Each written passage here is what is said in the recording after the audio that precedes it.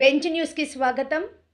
అఖిల భారత పంచాయతీ పరిషత్ జాతీయ ఉపాధ్యక్షులు, అమరావతి అభివృద్ధి కమిటీ చైర్మన్ జాస్తి వీరాంజనేయులు మాజీ ఎమ్మెల్యే నంబూరి శంకర్రావు చేసిన వ్యాఖ్యలను తీవ్రంగా ఖండించారు.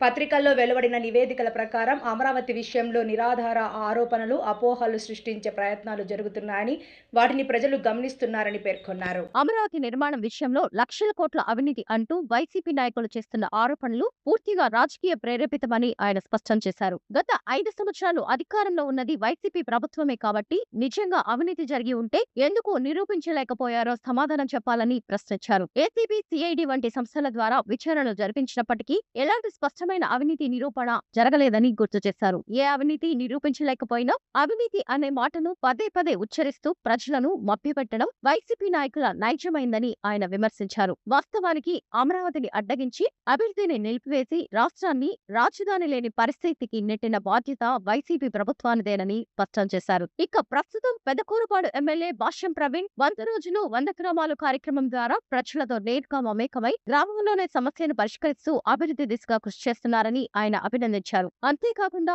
అమరావతి మండలంలోని కొన్ని గ్రామాలను రెండో విడతలో రాజధాని పరిధిలోకి తీసుకురావడానికి కృషి చేయడం ద్వారా ప్రజల ఆశలను నెరవేర్చే దిశగా ముందడుగు వేశారని తెలిపారు. అలాగే పెదకూరుపాడు నియోజకవర్గ పరిధిలోని గ్రామాల్లో సిమెంట్ రోడ్లు, బీటీ రోడ్లు, కల్వర్టర్లు, బ్రిడ్జ్ల నిర్మాణం చేపట్టడమే కాకుండా వాటికి మంజూరులు సాధించడం ద్వారా మౌలిక వసతులు అభివృద్ధికి ప్రాధాన్యత ఇస్తున్నారని ప్రశంసించారు. ఇక నంబూరి శంకర్రావుకు డాక్టర్ జాస్తి వీరాంజనేయులు సూచిస్తూ కూటమి ప్రభుత్వం ఏర్పడి 2 సంవత్సరాలు కూడా పూర్తి కాలేదని, అయినప్పటికీ ఇప్పటికే అనేక అభివృద్ధి కార్యక్రమాలు వేగంగా కొనసాగిస్తున్నారని గుర్తు చేశారు. కొంత సమయం పాటించాలని, ఇంకా 3 సంవత్సరాలకు పైగా సమయం ఉందని సూచించారు. మీ అధినేత గతంలో 3 రాజధానుల పేరిట రాష్ట్రాన్ని గందరగోళానికి గురిచేసి అమరావతిని విధ్వంసం చేశారని, మళ్లీ కొత్త పేర్లతో ప్రజలను మభ్యపెట్టే ప్రయత్నం చేయడం సిగ్గుచేటని విమర్శించారు. రాజధాని అనేది పూటకో మాట, రోజుకో నిర్ణయం మార్చుకునే అంశం కాదని, ఇది 5 కోట్ల ఆంధ్రప్రదేశ్ ప్రజల ఆత్మగౌరవానికి ప్రతీక అని స్పష్టం చేశారు. ప్రపంచ స్థాయిలో ఎదగవలసిన అమరావతిని దెబ్బతీసిన వారు